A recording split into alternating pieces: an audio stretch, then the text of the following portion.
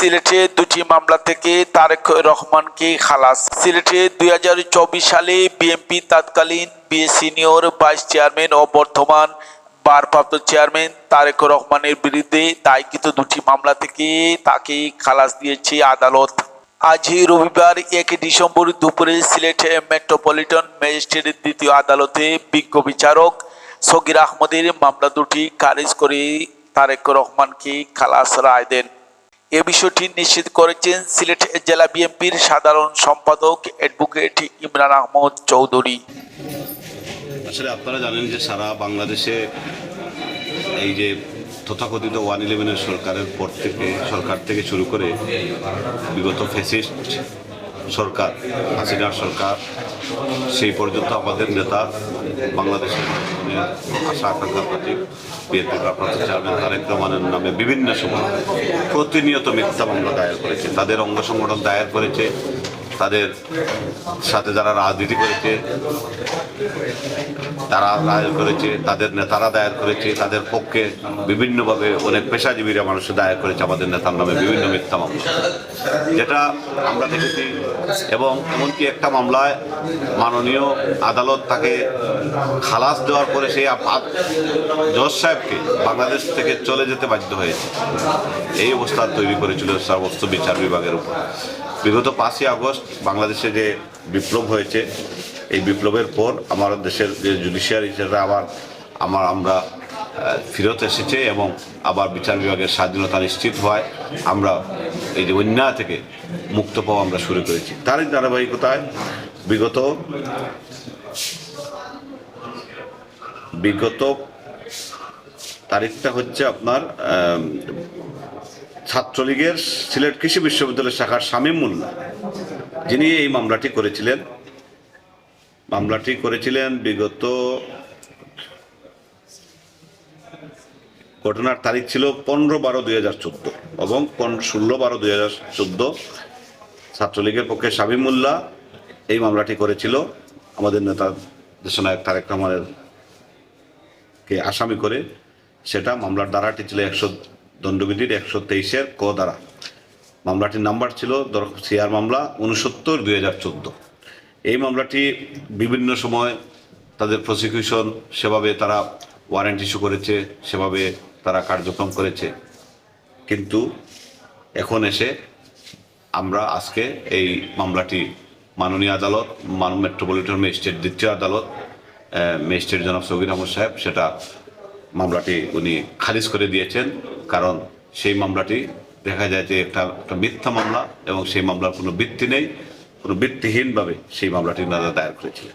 সেটা হলো একটা মামলা। তারপরে আরেকটি মামলা হচ্ছে 2000 দরখাস্ত মামলা ছিল 68-14, সেটাও মেট্রোপলিটন ম্যাজিস্ট্রেট তৃতীয় আদালতে মামলাটি হয়েছিল। পরবর্তীতে বিচারের জন্য সেটা মেট্রোপলিটন ম্যাজিস্ট্রেট দ্বিতীয় আদালতে গিয়েছিল। সেই মামলাটিও ছিল 123-এর ক দণ্ডবিধির অনুযায়ী। মামলাটি করেছিলেন এম রায়হান চৌধুরী, নবু মিয়া চৌধুরীর পিতা, সাং থিলাগড়, সিলেট সাধারণ সম্পাদক বাংলাদেশ ছাত্রলীগ সিলেট জেলা শাখা। সে নিজে একটা সন্ত্রাসী এবং এই সন্ত্রাসী আমাদের নেতা তারেক রহমানের বিরুদ্ধে মামলা করেছিল এবং সেই মামলাটা আমরা আল্লাহর রহমতে দেশের বিচার ব্যবস্থার যে স্বাধীনভাবে কাজ করেছে বিদায় মেট্রোপলিটন ম্যাজিস্ট্রেট দ্বিতীয় আদালত ওনার মামলাটি খারিজ করে ওনাকে বেকসুর খালাস দিয়েছেন এবং মামলাটি এখন আজকে শেষ হয়ে গেছে। এই মামলাটির নাম্বারটা হচ্ছে 68 শাহপরান দরখাস্ত মামলা 68/2014 এই মামলাটি, এবং এই মামলাটিও সেম অবস্থায় মামলাটি খারিজ হয়ে গেছে। সুতরাং সিলেট কোর্টে এর আগে আরেকটি মামলা ছিল, সেটাও ইতিমধ্যেই খারিজ হয়ে গিয়েছে। অলরেডি 3টা মামলা ছিল, খারিজ হয়ে গিয়েছে। আমরা সারা বাংলাদেশে আজকে আমরা শুনতে পেয়েছি যে ঢাকায় আমাদের 21শে আগস্টের যে গ্রেনেড মামলা ছিল, সেই মামলা থেকে মাননীয় আদালত ওনাকে বেকসুর খালাস প্রদান করেছেন। এই যে মিথ্যা মামলার বহর দিয়ে আমাদের নেতাকর্মীকে, আমাদের নেতার নামে আমাদের নেত্রী বেগম খালেদা জিয়াকে দীর্ঘদিন কারারুদ্ধ করে রেখেছিলেন, দেশের মানুষ তাকে বের করে নিয়ে আসছে। এইভাবে মিথ্যা মামলার বহরগুলো ধীরে ধীরে শেষ হয়ে যাচ্ছে।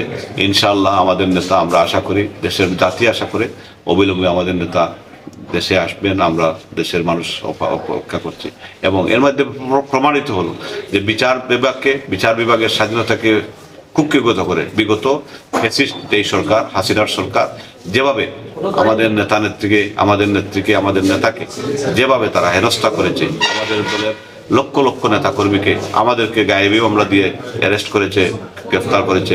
প্রায় 60 লক্ষ মানুষকে তারা মিথ্যা মামলা দিয়ে তাকে হয়রানি করেছে, জেল খেটেছে। সেটা আজকে বিভিন্নভাবে প্রমাণিত হচ্ছে।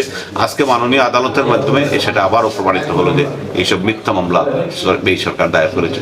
আমি আপনাদের সাংবাদিক ভাইদের মাধ্যমে সমস্ত দেশবাসীকে এই যে মামলার রায় হয়েছে তার জন্য আমরা শুকরিয়া, আল্লাহ রাব্বুল আলামিনের কাছে শুকরিয়া আদায় করছি যে আল্লাহ রাব্বুল আলামিন আমাদেরকে ন্যায় বিচার করেছেন। ইনশাআল্লাহ বাদবাকি যেসব মামলাগুলো আছে সেগুলো অতি সত্তর নিদাতে উনি ইনশাআল্লাহ সেই সব মামলা থেকে অব্যাহতি পাবেন এবং খালাস পাবেন আমি বিশ্বাস করি। আদালত সূত্রে জানা যায় 2014 সালের 22শে ডিসেম্বর তারেক রহমানের বিরুদ্ধে সিলেট মেট্রোপলিটন ম্যাজিস্ট্রেট তৃতীয় আদালত রাষ্ট্রদ্রোহী অভিযোগে 2টি মামলা করা হয়েছিল।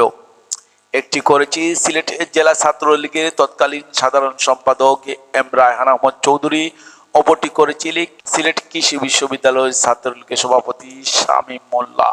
আজ এই 2টি মামলা থেকে বিজ্ঞ আদালত তারেক রহমানকে খালাস প্রদান করেছে।